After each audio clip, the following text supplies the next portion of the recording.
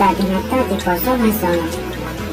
सम्माननीय सभापति महोदय, पूज्य गुरुजी और गुरुमान वृंद, उपस्थित मोर प्रिय छोट बड़ भाई भौणी मैंने, आज पवित्र स्वाधीनता दिवस विषय में मत कि कहवाई सुजोग मिलुथिबारु मो निजको धन्य मन करुछि। आज आम एठारे कहीं उपस्थित होइछु ताहा आमे समस्ते जानिछु। आज हेउछि अगस्त 15 तारिख 2025 मसीहा आम देशर 79तम स्वाधीनता दिवस।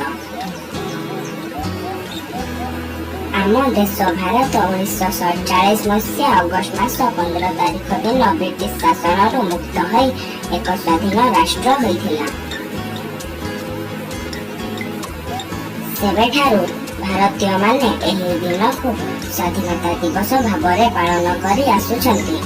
आम देश भारत को स्वाधीन करिबारे बहुत स्वाधीनता संग्रामी मानकर अवदान रही।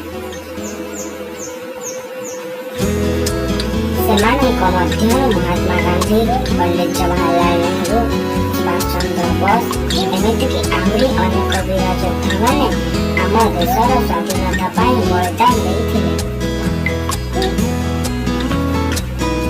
आज आम समस्ते सेमानक बलिदान जोगु शांतिपूर्ण जीवन यापन करुछु। आमे बहुत भाग्यवान जे एक मुक्त देशर जन्म होइछु एवं आमर निजर मौलिक अधिकार अछि। एही दिवस को उत्साह पालन करने सहित आम देश को स्वच्छ, सुंदर एवं सुरक्षित रखा शपथ नेबा। मोर वक्तव्य समाप्त करुछि। जय हिंद, जय भारत।